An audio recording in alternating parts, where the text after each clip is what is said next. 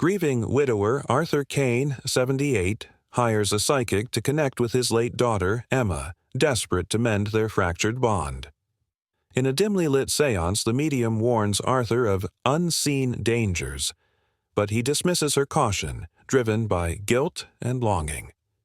As the candles flicker, Emma's voice emerges, soft, then fractured, then something darker.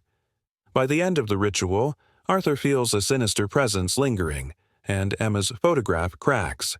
He's brought back more than just a memory. Arthur Kane sat in his dimly lit living room, staring blankly at the framed photograph on the mantelpiece. It was the last picture taken of him and his daughter, Emma, together. Her radiant smile beamed back at him, but all Arthur could see was the guilt that had consumed him since the day she passed. Emma had died unexpectedly 6 years ago, and the weight of their unresolved arguments had left an indelible scar on Arthur's heart. He had never been a perfect father. His strict demeanor and harsh words often clashed with Emma's free spirit. Their fights had been frequent, their love buried beneath layers of stubborn pride. Arthur could still hear the echo of their last argument. She had accused him of not understanding her dreams, and in his frustration, he had said things he could never take back. When the call came that she had been in a fatal car accident, Arthur's world crumbled. The chance for reconciliation had been stolen from him, leaving only regret. The loneliness in Arthur's life had grown unbearable. His wife, Margaret, had passed decades earlier, and Emma had been his only family. Now, the house was empty, filled only with the ghosts of memories and the creaks of aging wood. Arthur spent his days sitting in the same chair, nursing cups of tea that always grew cold, and nights staring into the void, wishing he could turn back time. One rainy afternoon, as Arthur aimlessly shuffled through old papers, a small card fell out of a book he didn't remember picking up. The card was simple, with bold, handwritten letters. Madame Selene, Spirit Medium. Reconnect with those you've lost. Beneath it was an address and a phone number. Arthur frowned, his rational mind immediately dismissing the notion as absurd. Yet he couldn't bring himself to throw the card away. He placed it on the coffee table and stared at it for hours, as though it might speak to him. By the next morning, curiosity, or perhaps desperation, got the better of him. Arthur dialed the number with trembling hands, unsure of what he was even going to say. A soft, melodic voice answered. "Madame Selene, how may I assist you?" Arthur hesitated. His throat felt dry, and for a moment he considered hanging up, but something inside him pushed forward. I need to speak with someone who's passed on," he stammered. There was a brief pause on the other end. Then Madame Selene replied, her voice calm and steady. "Grief is a heavy burden, Mr. Kane. If you wish to proceed, you must understand that the connection we seek may not always bring the answers we hope for. Are you sure you're ready?" Arthur nodded, forgetting she couldn't see him. "I'll do whatever it takes," he said, his voice cracking with emotion. 2 days later, Arthur found himself standing outside a small, weathered building tucked away in a forgotten corner of the city. The sign above the door read, Madame Selene, Spirit Medium, in faded gold lettering. He hesitated on the doorstep, questioning his sanity. But the thought of hearing Emma's voice, of having the chance to apologize, pushed him forward. The interior of the shop was dim and musty, filled with the scent of burning sage. Crystals and artifacts lined the shelves, and a round table draped in a deep purple cloth sat in the center of the room. Madame Selene herself was a striking woman, with piercing green eyes and an air of mystery. She gestured for Arthur to sit. "Before we begin, you must understand the risks," she said, lighting a cluster of candles. "When we reach into the spirit world, we are not always guaranteed to find who we seek. Sometimes other entities may come through, ones that do not have good intentions." Arthur waved her warning away. "I don't care about the risks. I just want to speak to my daughter." Madame Selene studied him for a moment, then nodded. She began the séance, her voice a low murmur as she called upon the spirits. The room grew colder, and the candle flames flickered erratically. Arthur's heart pounded as he clutched the arms of his chair. Then a soft voice echoed through the room. "Dad?" Arthur's breath caught in his throat. "Emma, is that you?" The voice grew stronger, filled with warmth and familiarity. "I've missed you, Dad." Tears streamed down Arthur's face. "I'm so sorry, Emma. For everything. I should have been better. I should have told you how much I loved you." The voice wavered, turning colder. "You hurt me, Dad. You pushed me away. But now I'm back." Arthur froze. The warmth was gone, replaced by something darker. The candles flickered violently, and the room seemed to close in around him. Madame Céline's eyes flew open, wide with fear. "Something's not right," she whispered. Arthur looked around in panic. The voice, Emma's voice, had changed, twisted into something unrecognizable. "Dad," it said again, but this time it was guttural, almost inhuman. "I'm here to stay." The séance ended abruptly as Madame Céline extinguished the candles and muttered a protective incantation. The room fell silent, but Arthur felt a chilling presence linger. Madame Céline looked at him, her face pale. "You didn't bring your daughter back," she said gravely. "You brought something else." Arthur stumbled out of the shop, the weight of what had just happened pressing down on him. He had sought closure, but instead he had opened a door to something far more terrifying. Arthur Kane sat in his living room, the silence heavier than ever. The séance with Madame Céline had left him rattled. The voice he heard, the one claiming to be Emma, echoed in his mind. At first it was warm and familiar, but the guttural, chilling tone that followed lingered, filling him with dread. He replayed the moment endlessly, questioning what he had truly encountered and whether he had made a grave mistake. The first sign of change came the next morning. Arthur woke to the sound of Emma's favorite music box playing in the hallway. He hadn't touched it in years. It had been sitting in her old room, untouched since the funeral. Yet there it was, its haunting melody drifting eerily through the house. He stared at it, frozen. When the music faltered and the lid creaked shut on its own, Arthur's unease grew into outright fear. The whispers began that night. Lying in bed, Arthur heard it, a faint voice, distant but unmistakable. "Dad." It grew louder, trembling with sorrow. "Dad, why did you let me go?" He bolted upright, heart pounding. The room was dark, shadows stretching unnaturally across the walls. "Emma," he called, his voice cracking. But deep down, he knew it wasn't her. The voice twisted, darker and colder. "You abandoned me. You never cared." "No!" Arthur shouted, his voice breaking. "I loved you, Emma. I always have." The voice stopped, replaced by suffocating silence. Arthur sat frozen, unable to move. The air around him seemed heavier, pressing down on his chest. Whatever this thing was, it wasn't his daughter. It was something else, something malevolent, and it knew how to exploit his deepest regrets. Desperate for answers, Arthur called Madame Céline the next morning. Her voice carried both fear and regret. "I warned you, Mr. Kane," she said gravely. "The spirit world is unpredictable. Whatever we summoned is feeding off your grief. It will grow stronger unless we stop it." "What do I do?" Arthur's voice trembled. "I just wanted to talk to my daughter. I didn't want this." "There may still be a way," Céline replied after a long pause. "But it won't be easy. The entity has latched onto you, using your emotions to grow stronger. We need to sever its connection before it consumes you completely." Arthur reluctantly agreed to meet her again, though dread knotted his stomach.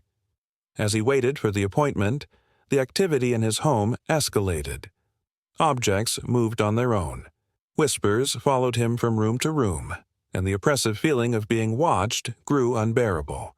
Every photograph of Emma seemed to shift in its frame, her once smiling face now eerily solemn, as though the entity was mocking him. By the time he arrived at Celine's shop, Arthur was shaking. "The entity has begun to manifest," she said grimly. "It's stronger now. If we don't act, it will completely take hold of you." "What do I need to do?" he asked, desperation clear in his voice. "We must confront it," Celine said, her tone grave. "But it will resist. It will twist your emotions against you. You must stay strong." Celine prepared the room, arranging protective crystals and lighting candles. She handed him an amulet. "This will shield you. Keep it close," she instructed. "And remember, you must confront your own guilt. That is its source of power." As the ritual began, the room grew cold. The candles flickered violently, their flames casting erratic shadows on the walls. Celine chanted in a steady rhythm, her voice resonating through the small space. At first, there was only silence. Then the air thickened, charged with an unseen energy. "You shouldn't have come back," a guttural voice growled, filling the room. Arthur's blood ran cold. "You can't get rid of me. I'm part of you now." Arthur gripped the amulet tightly, his knuckles white. "You're not my daughter," he said, his voice trembling. "You're feeding on my pain, but I won't let you." The entity laughed, hollow and cruel. "Your pain is mine. There's so much of it," it hissed mockingly, "and you deserve every bit of it." Celine's chanting intensified, her words rising above the oppressive atmosphere. The entity screamed, a sound like nails on glass. The room trembled violently as the candles flickered. Celine shouted, "Arthur, you must let go of your guilt. It's the only way." Tears streamed down Arthur's face. Memories of Emma overwhelmed him, her laughter, her joy, her warmth. But alongside them came the arguments, the harsh words, and the regret that had weighed on him every day since her death. "I'm sorry, Emma," he whispered, his voice breaking, "for everything. I should have told you how much I loved you." The entity screamed again, its voice filled with rage and anguish. The room groaned as if it might collapse under its fury. But then the energy began to fade. The air lightened and the candles steadied, their flames burning bright and unwavering. Arthur opened his eyes, his body trembling. Celine looked pale but resolute. "It's weaker," she said, "but it's not gone. This was just the first battle." Arthur nodded, his resolve hardening. He didn't know what lay ahead, but he knew he would stop at nothing to set things right. Arthur Kane returned home from the séance, his body exhausted and his mind racing. Though Madame Celine had weakened the entity, its presence lingered. The house felt colder, the shadows darker, and every creak of the floorboards seemed amplified in the silence. Arthur tried to convince himself it was over, but deep down, he knew better. This wasn't finished. The first night after the séance was unsettling, but quiet. Arthur clung to a faint hope that Celine's ritual had succeeded. But by the second evening, his fragile hope was shattered. It began subtly, a soft thud in the hallway. Arthur dismissed it as his imagination, but as the sound grew into deliberate footsteps, dread seeped into his chest. "Who's there?" he called out, his voice trembling. No response came, only the steady rhythm of footsteps. They stopped just outside his bedroom door. Arthur clutched Celine's amulet, the cold surface grounding him in his fear. The footsteps ceased. Summoning courage, he opened the door but found the hallway empty. He exhaled shakily, his grip tightening on the amulet. But before relief could take hold, a familiar sound drifted through the air, the faint, haunting melody of the music box. Arthur froze. He had locked it in a drawer earlier that day, determined to keep it out of sight. Yet here it was, playing its tune. Descending the stairs cautiously, Arthur followed the sound to the living room. There, on the coffee table, sat the music box, its lid open and spinning. His breath hitched as he approached it.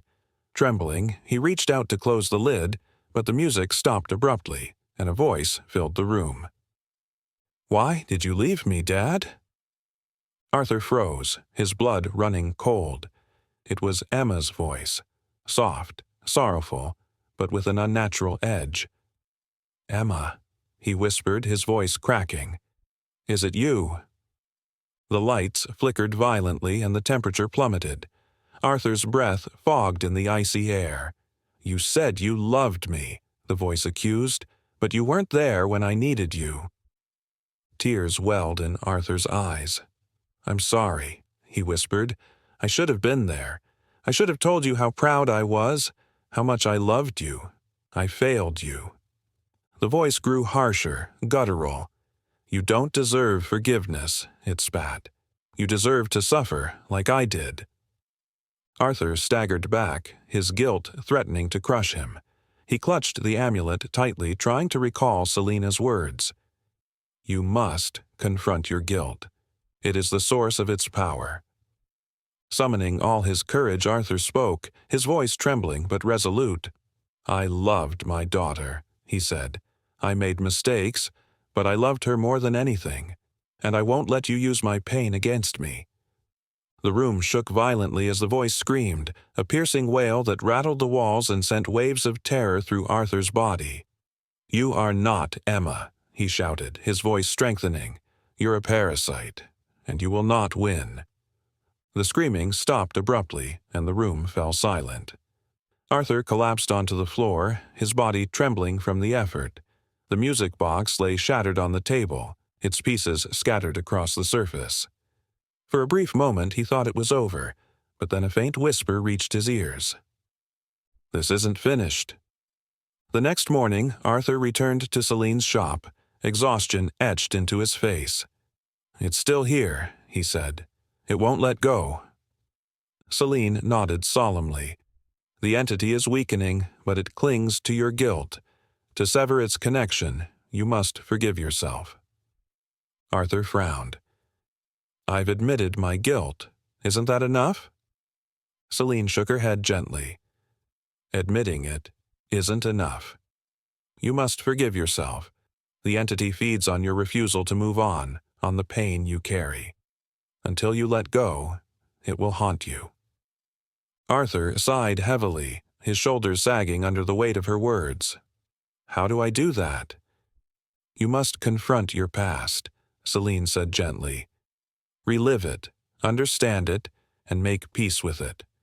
Only then will you be free." That night, Arthur sat alone in his living room, the shattered pieces of the music box spread before him.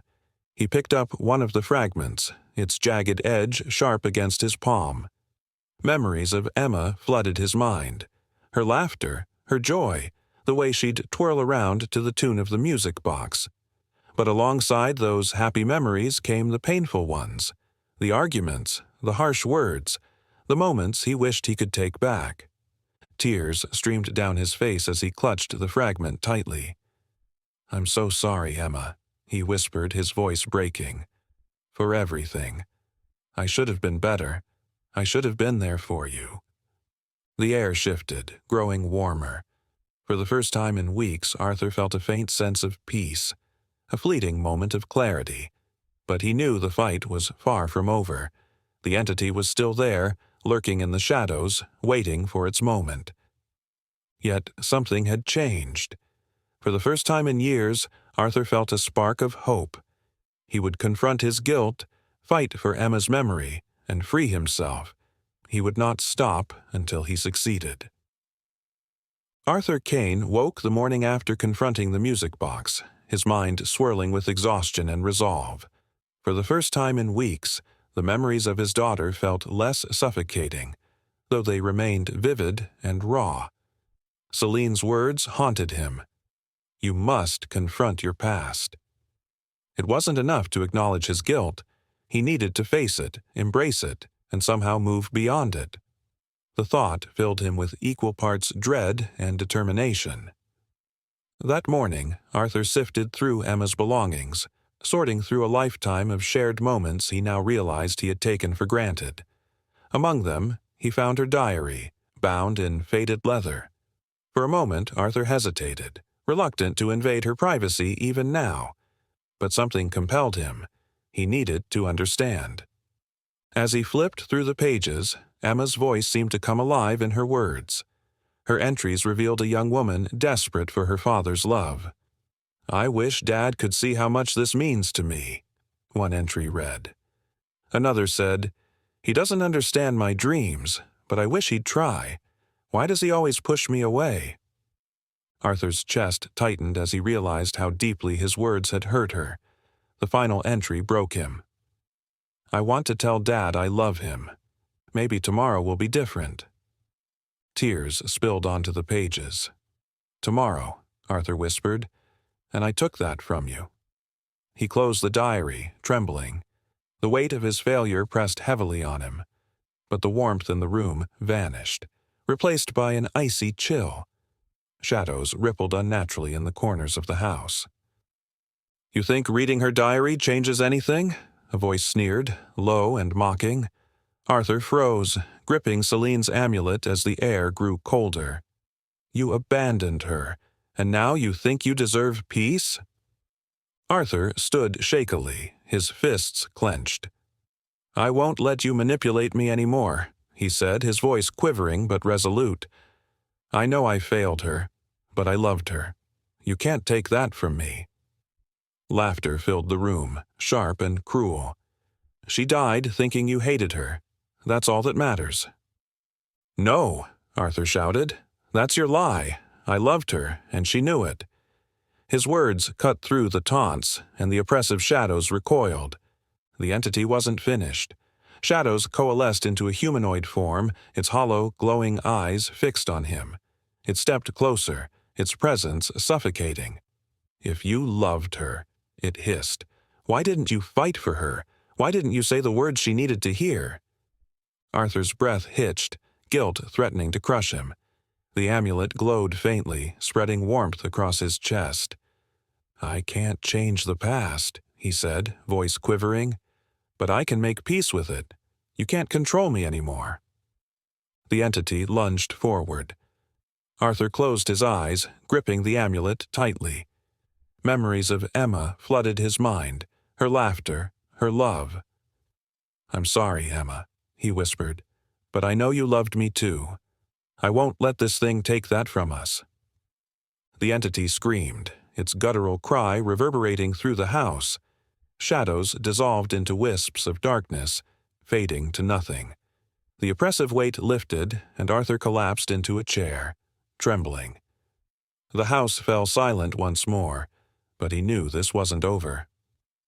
Later, Arthur returned to Celine's shop, determination replacing the exhaustion in his eyes. "It's escalating," he said. "It took form this time." Celine frowned deeply. "That means it's desperate. It knows you're fighting back, and it won't let go without a final fight." "What do I do?" Arthur asked. "I can't keep fighting like this. It's too strong." "You've already weakened it," Celine said. "But the final step will be the hardest." Arthur swallowed. "What is it?" "You must forgive yourself," Celine said. "You've admitted your mistakes, but you're still holding on to the belief that you don't deserve peace. As long as you believe that, the entity will have a hold on you." Arthur shook his head, tears brimming.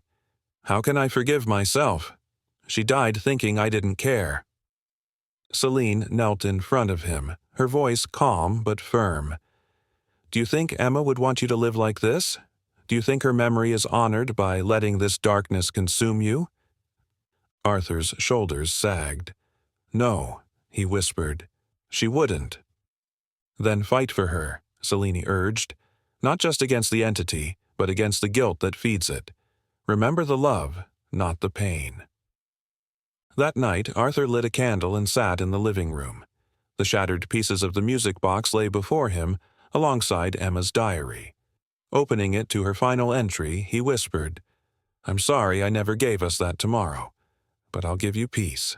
I promise." The candle flickered, and Arthur felt warmth brush his cheek like a soft embrace. For the first time, hope replaced the despair in his heart. He closed his eyes, his resolve hardening. The final confrontation was coming. He would face it head on. Arthur Kane stood in his dimly lit living room, the candle casting flickering shadows on the walls. Before him lay the shattered music box, its broken pieces glinting faintly. Beside it, Emma's diary lay open to her final words. Maybe tomorrow will be different. His voice cracked as he whispered the words aloud, his chest tightening. Tonight wasn't about reliving guilt, it was about finding closure. Celine had warned him. The final confrontation will test you in ways you're not prepared for. Now, the oppressive weight of the air confirmed her warning. The room felt thick, charged with unseen energy that pressed down on him. Every instinct screamed at Arthur to flee, but he stayed. He couldn't run from this anymore. The candle's flame flickered violently, and the room's temperature plummeted. A familiar chill crept into his bones as shadows stretched and rippled unnaturally along the walls. Arthur's breath fogged as a low, guttural growl echoed from the darkness. He clutched Celine's amulet tightly, its faint warmth the only thing anchoring him to the moment. "Back again, Arthur?" The voice was low and mocking, dripping with malice. "Do you think you've found the strength to defeat me? You've barely scratched the surface of your guilt." Arthur's heart pounded, but he stood his ground. "You don't control me," he said, his voice trembling but resolute. "You're not Emma. You're just a parasite, feeding on my pain." The entity's laughter rang out, sharp and cruel. "A parasite? No, Arthur, I am you. I am every cruel word, every failure, every moment you turned your back on her. I am the truth you can't escape." Shadows gathered, twisting into a towering figure. Its hollow, glowing eyes burned into Arthur's, and its shape writhed and distorted as though made of pure darkness.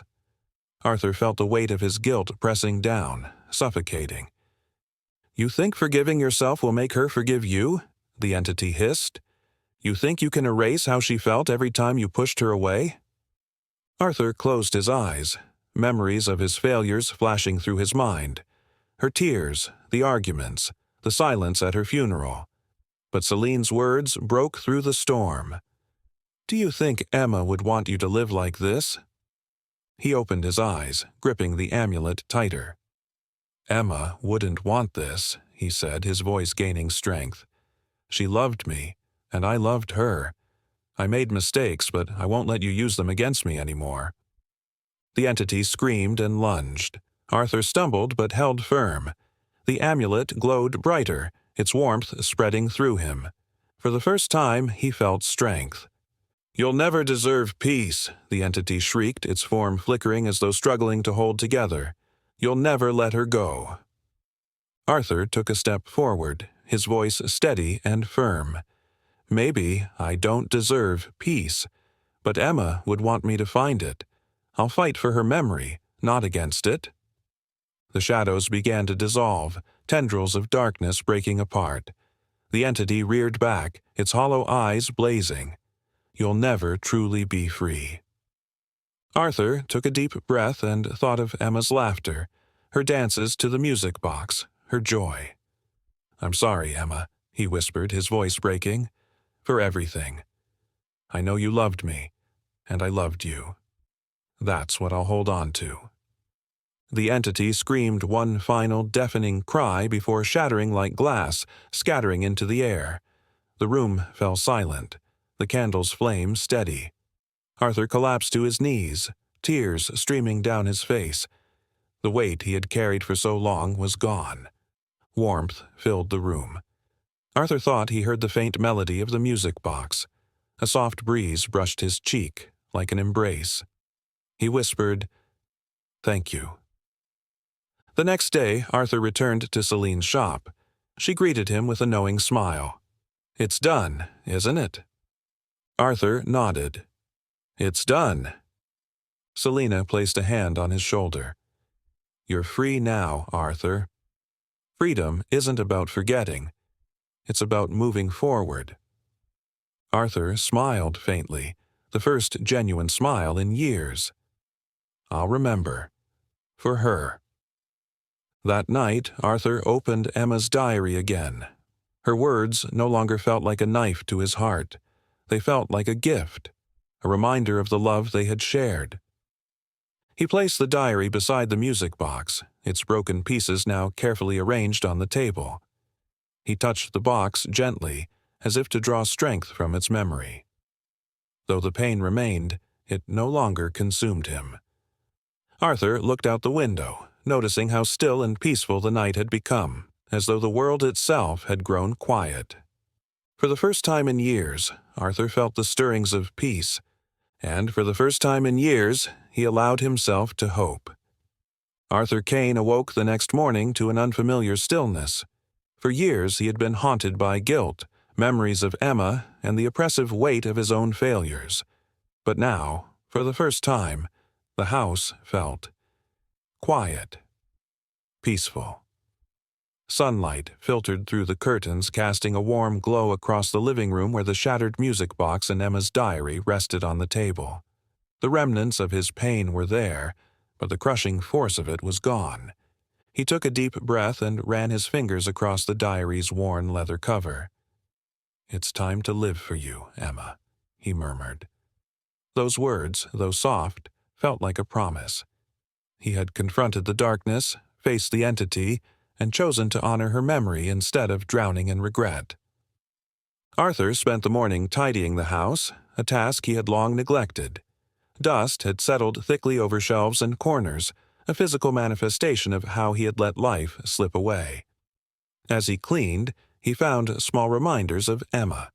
A hairpin beneath the couch, a photo of her at her school play tucked into a forgotten drawer. Each discovery brought a pang of longing, but no longer the unbearable ache that had once accompanied such memories.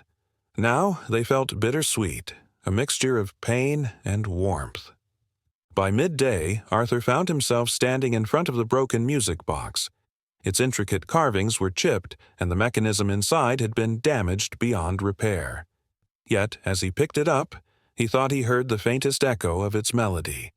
Shaking his head, he smiled.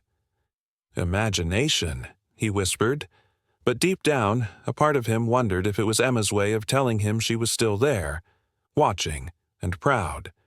A knock at the door startled him. He hadn't had visitors in years. When he opened it, Celine stood there, holding a small bundle wrapped in cloth. "Arthur," she said with a warm smile, "I thought I'd check on you. I brought something for you." He invited her in, offering her a seat at the dining table. Celine unwrapped the bundle to reveal a small music box, new but fashioned in a similar design to Emma's. "I thought you might like to have something to replace what was lost," she said softly. "It's not the same, but I hope it brings you comfort." Arthur's throat tightened. He ran his fingers over the polished wood, his eyes glistening with tears. "Thank you," he said. "But it wasn't lost. The old one, it gave me the strength to let go. I'll treasure this, though. Truly." Celine nodded knowingly. "How are you feeling, Arthur?" He hesitated before answering. "Lighter," he admitted. "There's still pain, but it doesn't consume me anymore. For so long, I thought I had to carry it as a punishment. But now I know. I can carry her love instead." Celine's smile widened. "That's the point, Arthur. Moving forward doesn't mean forgetting. It means holding on to what truly matters." After she left, Arthur placed the new music box beside the broken one. He wound it gently, and as its melody filled the room, he closed his eyes, imagining Emma dancing to the tune as she had when she was a child. He could almost hear her laughter, see her spinning in the living room, her hair catching the sunlight. That evening, Arthur ventured outside for the first time in years. He walked to the park Emma had loved as a child, where she had spent countless afternoons chasing butterflies and climbing the old oak tree at its center. The tree was still there, its branches spreading wide, a silent witness to the passage of time. Arthur sat on a nearby bench, watching families play and children laugh. For the first time, he didn't feel like an outsider looking in. He felt a sense of connection, as though he had rejoined the world he had once retreated from. He reached into his pocket and pulled out a small piece of paper, a note he had written that morning. On it were just a few words. For Emma, I will live. He folded it carefully and tucked it into the bark of the old oak tree. It felt right, leaving a piece of himself there, at a place she had loved. As the sun dipped below the horizon, painting the sky in hues of orange and pink, Arthur made his way back home. The house was no longer just a place of memories. It was a place of love, of hope, of new beginnings. That night, Arthur lit a candle and sat in the living room. He opened Emma's diary, reading through her words once more. They no longer brought him to his knees. Instead, they filled him with gratitude for the time they had shared, however imperfect. He whispered into the quiet, "Thank you, Emma, for everything." As the candle burned low, Arthur leaned back in his chair and gazed out the window. The night was calm, the stars bright against the inky sky. For a moment he imagined Emma among them, a presence not gone, but transformed. He smiled, a genuine expression of peace. Before retiring to bed, Arthur placed the diary beside the music boxes. He touched them both, a silent gesture of love and remembrance. "Good night, Emma," he said softly,